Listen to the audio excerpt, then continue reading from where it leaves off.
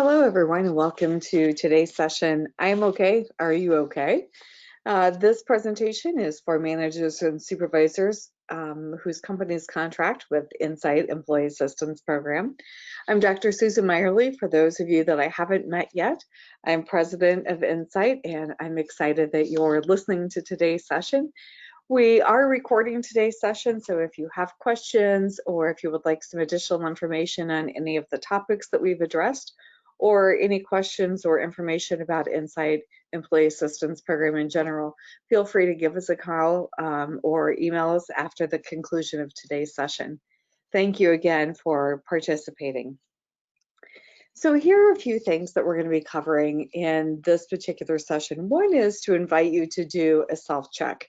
The topic of I'm okay, are you okay implies that you are actually okay. So we're going to begin looking at some ways to do a quick self-check so that you can make sure that you're in a good place as you're starting to assist or continuing to assist team members with various concerns that they may have come to you for or that you may have become aware of. We'll talk a little bit about the importance of checking in with team members. You can see the range of emojis on this particular slide, which is a fun way of kind of checking in with people about how they're doing. And you can certainly use this graphic. It's just one that we found on the internet. It's a great way just to have people check in with where they are that day, and can be an indication to you of whether or not you need to do any kind of follow-up conversation with that person. The image on the right is really about helping team members be okay. And you can see through this particular graphic the importance of helping one another, and again, in allowing for that encouragement from other team members as well. So the other piece that I would mention to you as a manager or as a supervisor is that you don't need to feel like you're in this alone.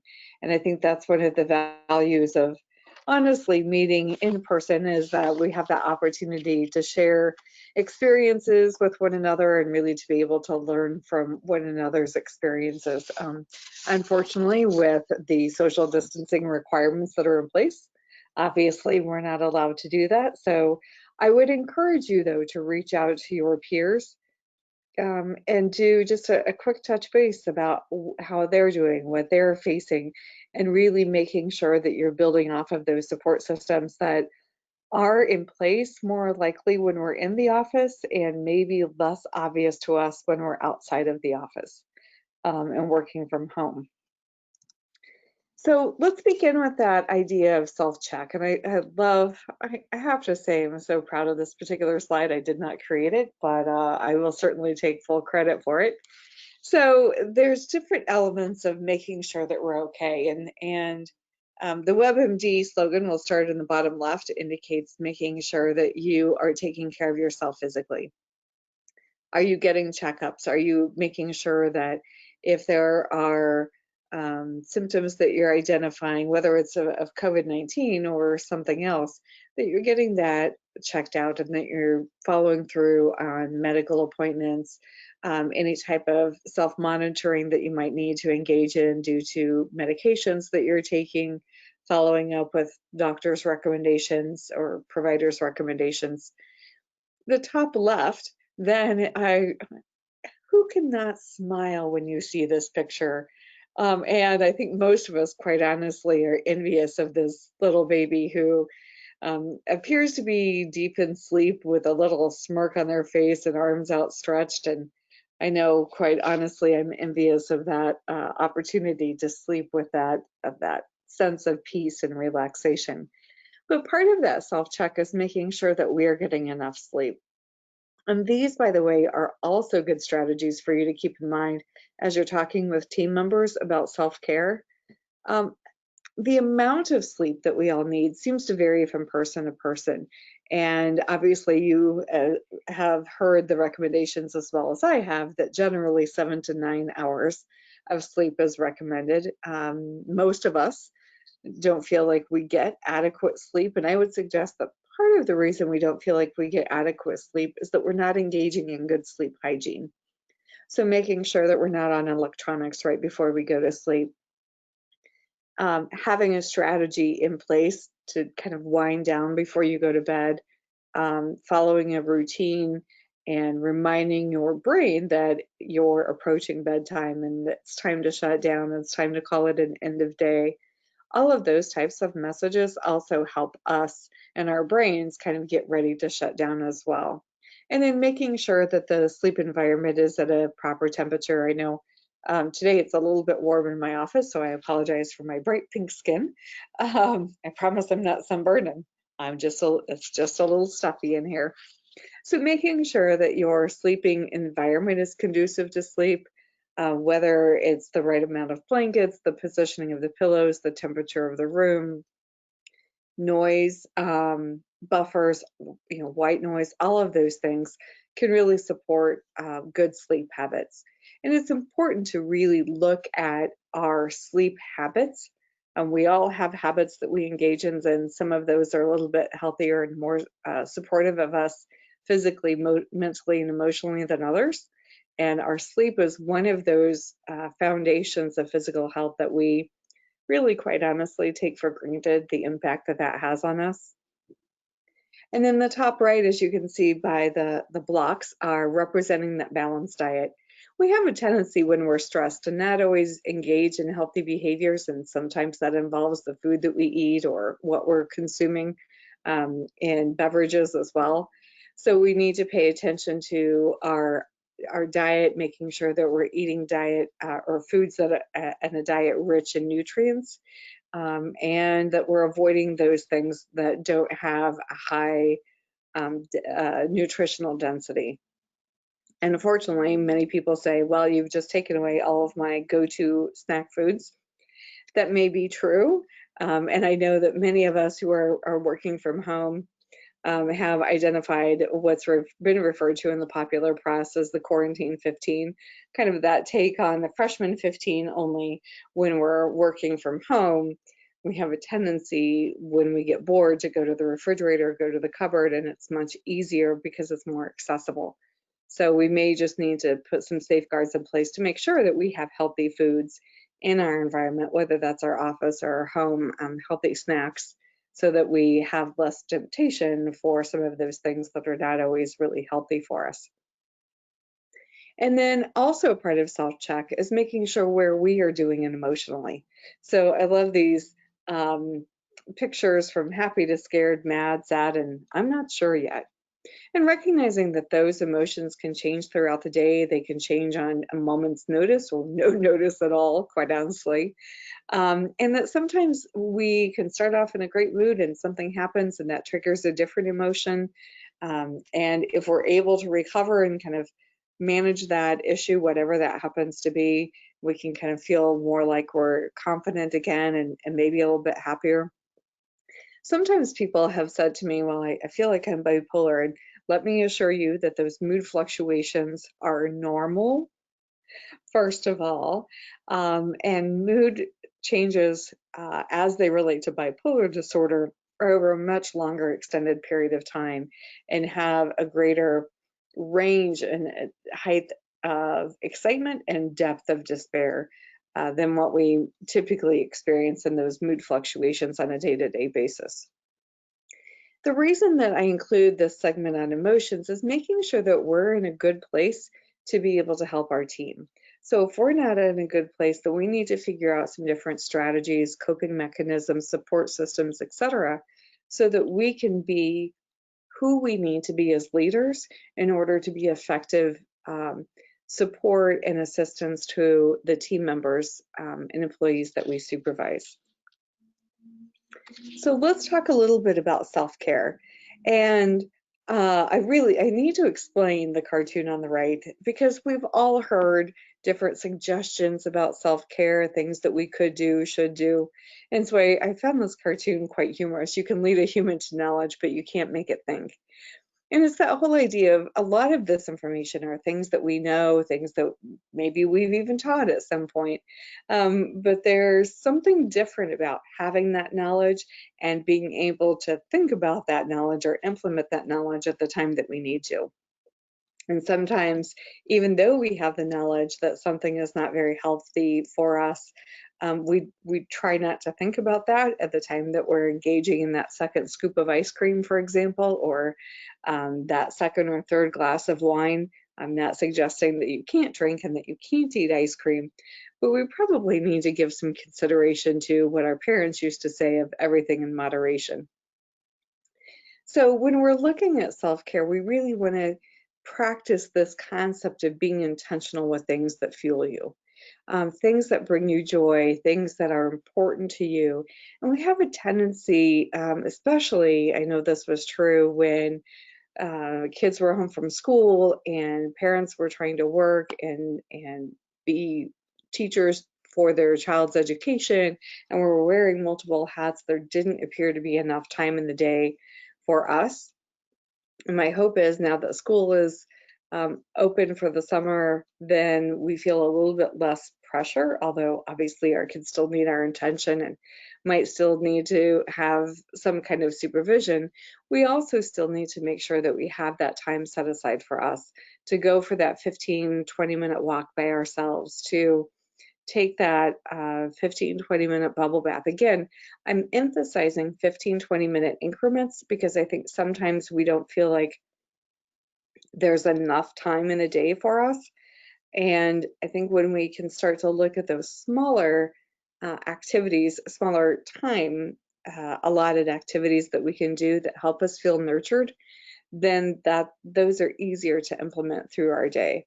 So again, taking a step back, forgiving yourself, saying no sometimes. And I realize for many of us, especially those that love to help other people, saying no is one of the most challenging things that I can ask of you. I recognize that. And yet, as I've said to many of you, perhaps have heard this before, that if you recall when you're flying, the instructions are to put your your oxygen mask on first before you help someone else. The whole idea is you can't help other people if you're not putting your oxygen mask on first. You're going to run out of oxygen and you may or may not be able to help the person next to you. But if you have your mask on first, then you have more resources, internal resources, and the oxygen externally to be able to continue helping that person if there is something that's requiring maybe more extended focus of your time. So I don't want us to take that instructions and just kind of dismiss it. We really need to make sure that we're taking care of ourselves. And sometimes, again, that means saying no to those things that we don't have time for, we don't have the energy for, or maybe quite honestly don't even need to be done by us. I also want to remind you that we set the tone for our team. Leading by example is most likely a phrase that you've heard at some point through your managerial or supervisory experience. And if we're talking to our team members about taking care of themselves, but we're not doing that, we're not really setting that great example. So when we think about what are employees learning from us, we also need to give some consideration to what they would like from us. And sometimes it's that recognition, not in a public forum, for example, but even just that acknowledgement of, hey, you're doing a really great job. I appreciate that you did this. I appreciate your feedback. Whatever the gratitude is that you can indicate to your team members, the more we feel acknowledged and important for doing things, the more likely we are to do those. So the phrase at the bottom, I want to draw your attention to, the manager needs to be seen even with social distancing. And how that manager is seen can take on a myriad of different options, but employees and team members need to know that their manager is available to them and that they can still go to them if they have questions or concerns, and that they're just not out there on their own, if you will. So again, how that check-in happens, how that follow-up happens, how inquiring just about how someone is doing happens, can happen in a variety of different ways. It's important, though, that it happens. And I think a lot of times when we look at having conversations, and I put that in air quotes and emphasize that word, it has a heaviness to it, and there's an implication that it needs to be an extended conversation. And you'll notice with the words like checking in, following up, inquiring, those have a tendency to represent shorter conversations. They don't have to be lengthy conversations. You don't need to block out an hour to meet with a team member unless they've specifically requested it, or you feel like there's enough issues for the two of you to talk about that you would like to designate that time. But those quick check-ins, just, hey, how are you doing? That emoji slide that was on the very first slide when we looked at objectives are a great way to just kind of check in and say, hey, how you doing? Give me a word that describes where you're at today. And we can be really creative with how we do that. We can ask for that word. We can have them draw an emoji. We can have them text an emoji to us or email one to us. There's lots of kind of fun and creative ways, honestly, we can do those check-ins that, again, invite that conversation with our team members and help them feel like, as managers and supervisors, that we're there for them, that they can come to us if they have questions, or quite honestly, sometimes that we're also working. I have heard from a number of employees and clients in my counseling practice that they reference an uncertainty whether or not their supervisors really there, or that they're working as diligently as the employee is. So I think those quick check-ins can also help the employee feel like that they're not in this alone, if you will, that they're cared for, that their needs are being attended to, and that they have some resources to fall back on. One of the most consistent areas of feedback in all of the Gallup studies about employee engagement is that sense that their manager or supervisor really cares about them. And that's one of the factors that leads to employees to continue to stay with a company. Likewise, if they don't feel like their manager or supervisor cares about them, that's one of the leading reasons that people leave companies. So it's important as supervisors that you really give your employees that quick check-in to help them feel like they're engaged, to help them feel like they have your support and that you're cared about them. One of the other findings that you may be familiar with in the Gallup studies is that when people feel like they have a best friend at work, they're more likely to stay in that position. Now, as managers and supervisors, I'm not suggesting that you become best friends with your team members. It's important for you to have a best friend at work, that's someone that's not one of your direct reports, but it's also important to invite your employees and your team members to connect with one another. So there's fun, different creative ways that companies have found to continue to build that camaraderie and that teamwork with one another for employees, so that they continue to develop that friendship and feel supported by one another, along with feeling support and encouragement from their manager. Both of those elements are really important. So again, it's that idea of really seeing someone and making sure that you're not just passing them in the hallway and saying, hey, how you doing? Fine, great, which we typically do have many of those conversations, but it can be, again, taking just an additional 15 or 20 seconds. 15 or 20 seconds is all I'm talking about, to say, hey, tell me something good that's happened this morning. Now, I want you to be very conscientious about the questions that you're asking your team members as well. Keep in mind that we reinforce with the questions that we ask and the conversations that we have. So if the question is there anything you need help with, or is there a problem that's come up, you're encouraging that employee to really focus on the problems that they might be experiencing. If you ask, tell me something good that's happened today, or is there something that that you need my assistance with to finish, or is there a way that I can be of help to you? You're inviting that connection with that employee about things that are going well, and about that connection from their manager or supervisor. Again, all of those are underscoring that need to really help your employee feel like you're connecting with them and that you care about them. So we want to be conscientious about those questions that we're asking. hey, how you doing is fine. And I think we want to invite people to not always have a good day, but certainly to say, hey, if you're not having a good day, if the employee has indicated that they're not, since you told me you're not having a good day, hey, maybe let's talk for a few minutes after your lunch break. And again, give them the opportunity to follow up, feel like you care and that you're listening and that you understand. We really undervalue the importance that checking in can have on the people that we work with. And think about how important that is for you when your manager or supervisor does that for you. Just that quick checking in and, hey, how's it going? I haven't seen you today. I hope you're doing well. And making sure, quite honestly, and I'm sure many of you do this already, that you're greeting people in the morning. Whether you're in the same physical space or not, all of these recommendations apply. You can do a quick check-in virtually. I know one of the organizations that I do some consulting with had indicated that each day at a specific time, they do a quick 10-minute check-in. All of their staff log in and they rotate.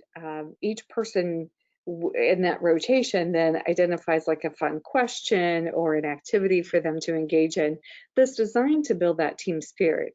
So one of the questions that they asked one day, for example, that I happened to be on the call was, what's your favorite beverage? and why, maybe even be the second part of what you might share with that. So they can be fun questions, and they can be lighthearted questions.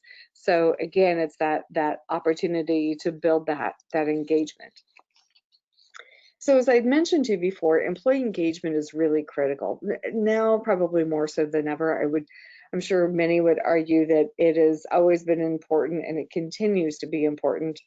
But I really want to emphasize that when people feel like they're cared for and supported, they will be much more loyal and much more high performing in their positions.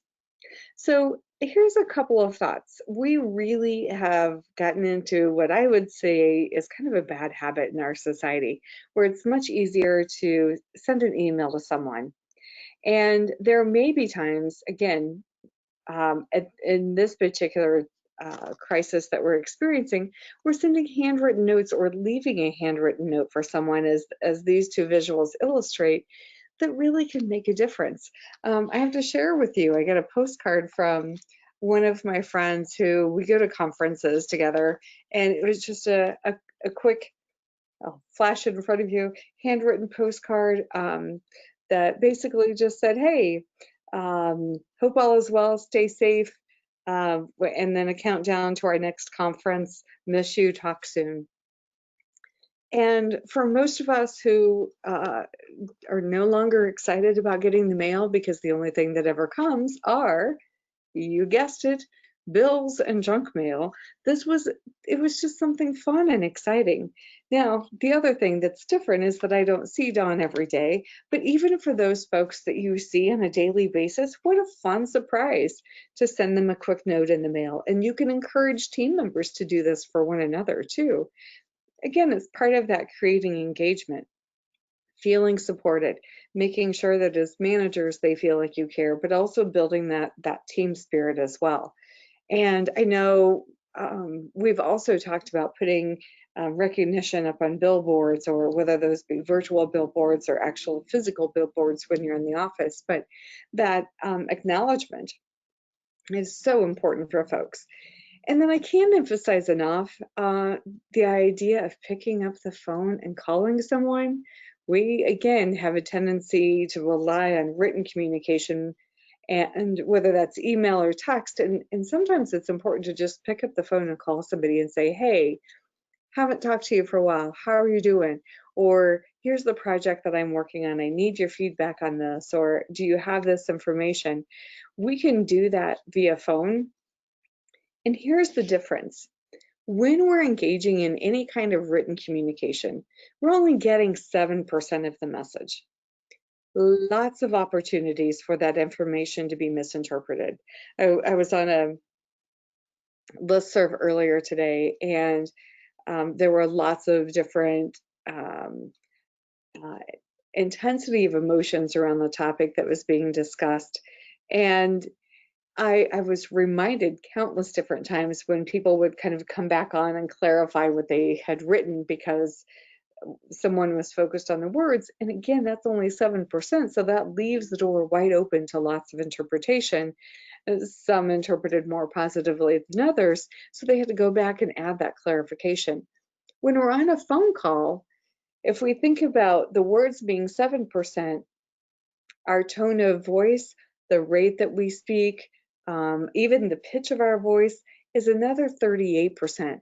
So 7% is written, but when we're talking to someone, even if it's not face to face, we're up to 45%. And then obviously when we're talking to someone face to face, they see our facial expressions, they see the nonverbals, they see whether or not we're even making eye contact with them, or are they doing something else? And I'm sure if you have been on any of the Zoom meetings, as I have, you have seen people doing a myriad of different things when they're supposed to be in a team meeting. And it's hard to talk to a computer screen or not actually be engaged in the same room with someone. So it's much easier to get distracted. But also, we're getting that bigger piece of that communication message.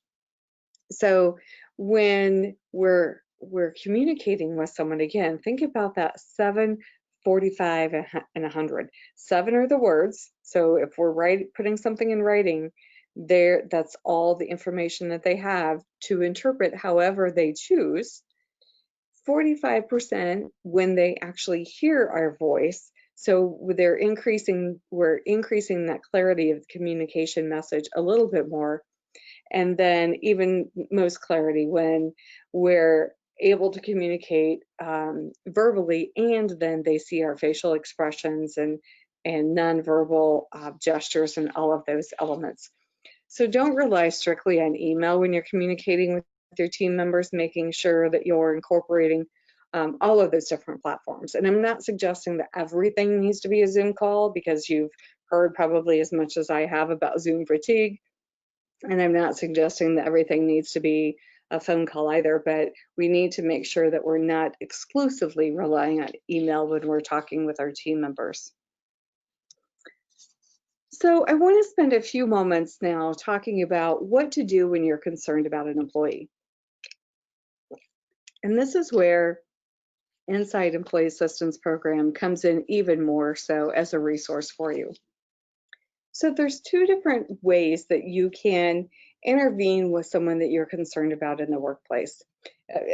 Well, let me clarify. There's multiple ways that you can intervene. There's 2 where your employee assistance program can be most helpful. One is with a supervisory suggestion, easy for me to say, and the other is with a supervisory referral. So I want to talk with you about what those differences are with these 2 tools that you have as a manager, as a supervisor. Now, you can certainly sit down and have a conversation and express concern for a team member without using the employee assistance program. That's obviously a resource that you've always had in place. However, sometimes we become concerned about an employee and we really feel like we need to talk with them about getting some resources in place. So I want to start with describing what the supervisory suggestion looks like. So we may be concerned about an employee's emotional health. Maybe they're more depressed or seem more down. Maybe they've even talked about or posted through social media, if you become aware of them in those ways, statements about no longer being here or the world would be better off without me. Those statements that kind of lead us to question whether or not the person may be suicidal. Or perhaps they've been talking with coworkers and perhaps you've overheard or coworkers brought to your attention that somebody has really reported greater alcohol use. Maybe they've talked about kind of being impaired in the evenings where they haven't been able to do other activities or something along those lines. Again, the key with the supervisory suggestion is that there really isn't a job performance issue, at least not yet. And the idea is obviously to help the employee get some assistance before it becomes a job performance issue. So a release of information to the employee assistance program is optional. And here's kind of how this works. So I would suggest that when you become concerned about an employee, that you note those concerns, not in any kind of formal personnel policy kind of way, but just for your own information as you're kind of creating your agenda, if you will, for sitting down and talking with the employee about the concerns that you may be noticing.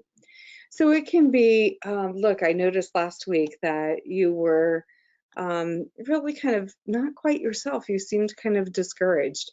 And then again today, I noticed that you're not really smiling very much. So really focusing on those observable behaviors that that person may be engaging in, or again, um, that staff members, and I wouldn't disclose specifically who, has talked with you that they've noticed or they've heard that you've kind of thought about drinking more, have been drinking more. And our role as supervisors, again, is to make sure that the employee is in a good place. Because if they're doing well physically, mentally, and emotionally, they're going to be much more productive in the workplace.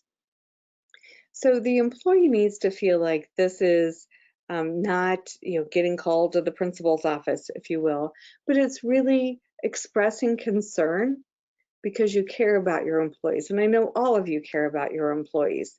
So it's really about structuring that conversation, saying, look, I'm really concerned about you. Here's what I've noticed, or here's what's been reported to me over the last couple of weeks. I don't want you to think you're in trouble, but I just want to make sure that you're doing okay. And if you're not, then we have an employee assistance program that's a great place to start to get some help. And here's how you contact them. So making sure that you have the employee, the contact information for Insight. We have those fun little mini cards. There we go. With our contact information on the back that you can certainly share with your team members. And if you don't have those, by all means, reach out and let us know, and we'd be more than happy to send those to you. Some of you may have like the fuller business size cards. Again, same information, how to access the employee assistance program, whether it's through our 800 number, our local number, or through the website. Those are all great ways for employees to reach out to us. So you can express that you're concerned about an employee without there being a job performance issue. And again, think about the idea of helping somebody get help or address a concern before it becomes a bigger problem. So what you may do is, while that employee is in your office, you may suggest, hey, I am going to give you a moment. Here's the contact information for Insight.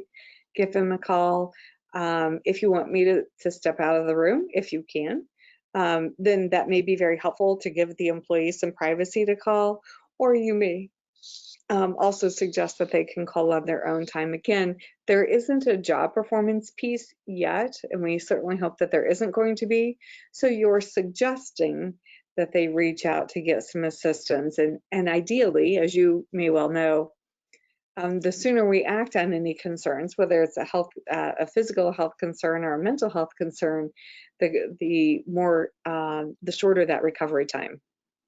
So we want to make sure that we're having these conversations and reminders with people. Hey, look, if you're struggling, if things are not going well at home, I don't need to know about it.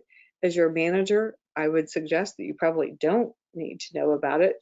But you can remind them, hey, the employee assistance program is there for your family members too. So that's a supervisory suggestion. And I would appreciate if you could give Insight a call and just give us the heads up and say, hey, I've talked to Susie Q employee.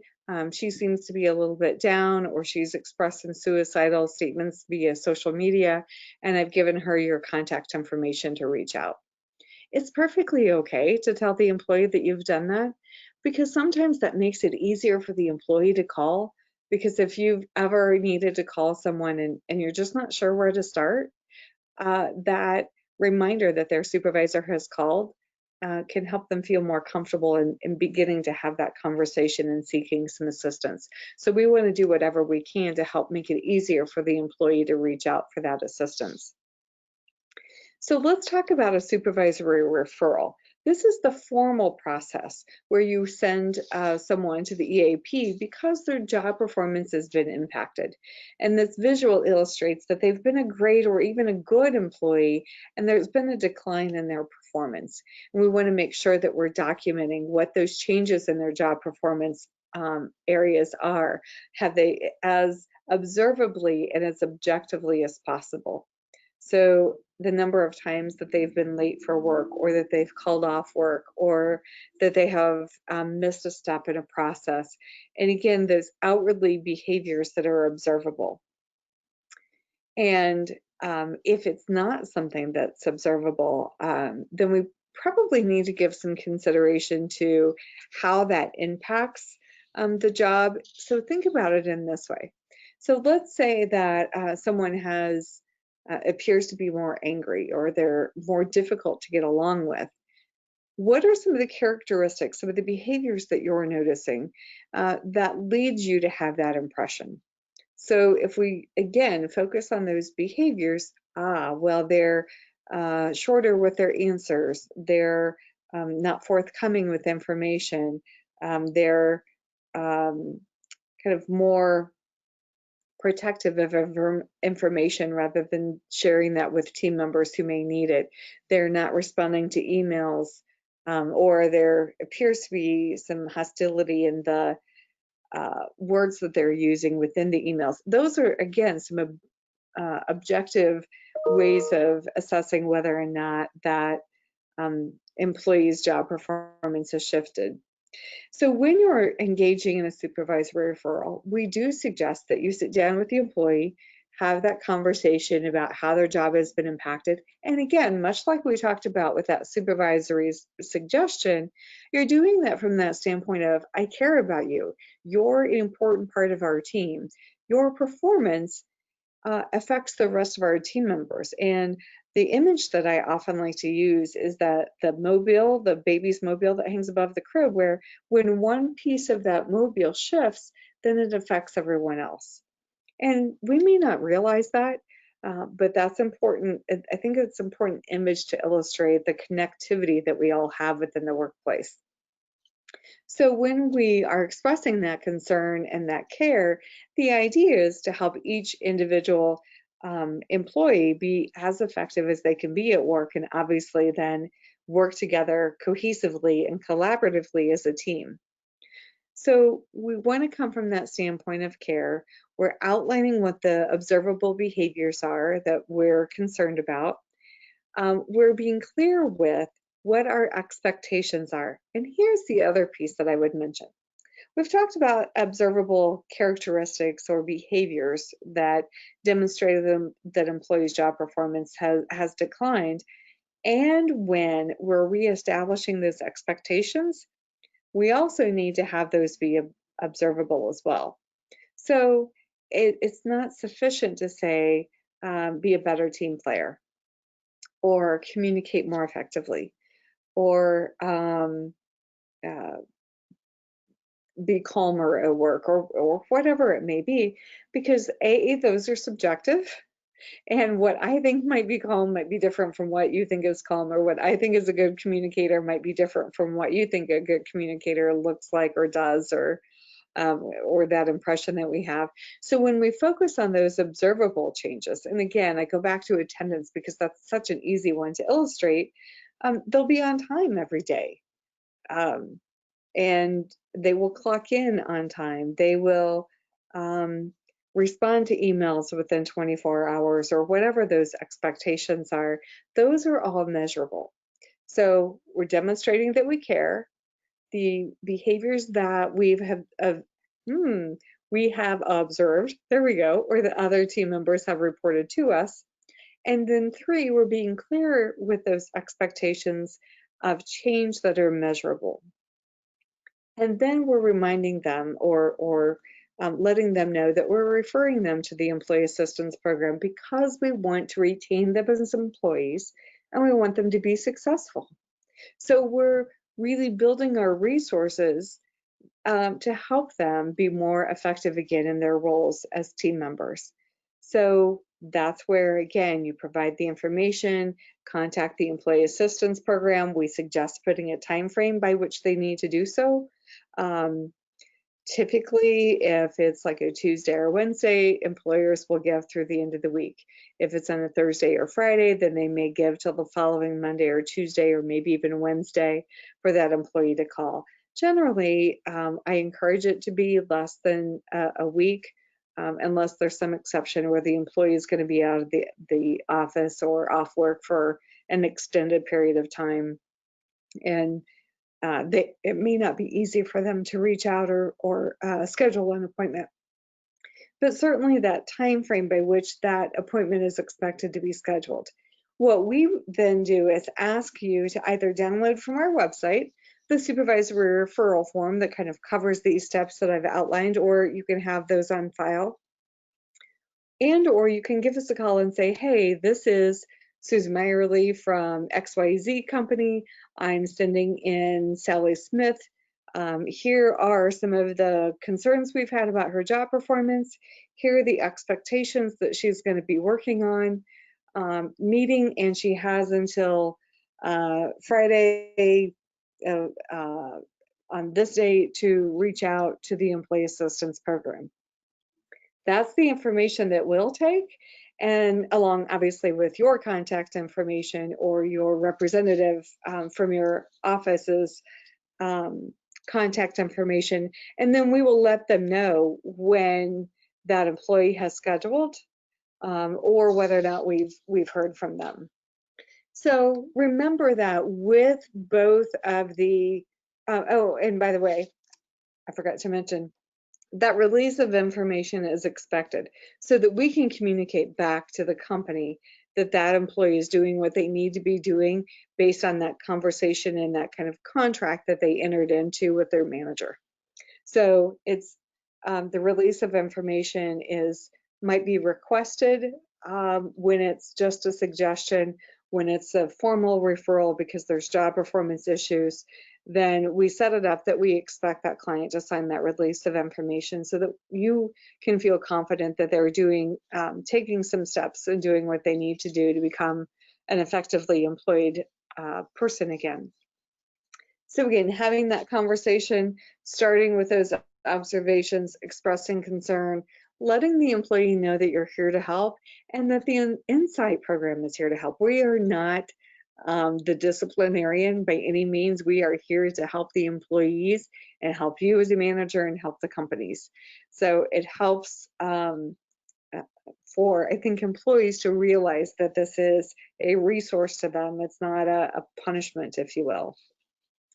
The other thing that you can do is you can follow up with the employee and say, hey, I know I've given you until Friday to contact the EAP. They've indicated to me that you have. I'm so glad that you're getting some assistance. I really want to keep you as a team member and I want to see you be productive again. And so I'm really glad that you've reached out and done that. So again, it's that reminder that I'm here as an employer, as an employer, there we go. It can also help ensure that they know that they've made that connection. And then again, just to be able to offer that support. And if there is something that they have identified that they need as part of their conversations with their counselor that they worked with at the Employee Assistance Program, then they can, then there's that opportunity to have that follow-up conversation about, hey, it would really help me if I have this tool to be able to do my job, whether it's a computer program or an actual physical aspect of something that they need to be able to do their job more effectively, that again, they've been able to muddle along, but gee, it would be really nice if I had, and I can be much more effective and I could get my work done much more quickly. So again, you're having that follow-up conversation. So I hope this has been helpful to recognize a few different things. One, that the value of doing that self-care and checking in to make sure that you're in a good place giving you some resources about how to talk to team members about concerns that you might have, and then also to help illustrate some of the differences between suggesting that the employee access the employee assistance program and that formal requirement that's a part of that disciplinary action with job performance concerns that have been noted. So again, if you have questions, if you would like some additional information, feel free to reach out to us. You have our contact information on the screen. You have our website, telephone numbers, I should say, as well as our address. And certainly we invite your feedback, questions, comments, concerns. Keep in mind, not only are we here for the employees, but we're also here for you as managers and supervisors. I would love to have a quick coaching session before you talk with the employee about, hey, do you have everything in place? What are you anticipating the employee's response might be? Sometimes as managers and supervisors, we're really more hesitant to have those conversations if we feel that there might be an intense and emotional response from the employee. And we can kind of help coach you through how to structure that session so that you feel like you can manage that intense emotional response more effectively. So again, not only are we here for employees in that counseling sense, and obviously for managers and supervisors in that counseling sense, but we're also here for you as your coaches to help you be even more effective in your role. So thank you very much for your attention to this information. I invite you to ask questions that you have, or if there's additional resources that you would like to have or training topics that you would be interested in, then by all means, please reach out and let us know that too. Have a great day, and thank you so much.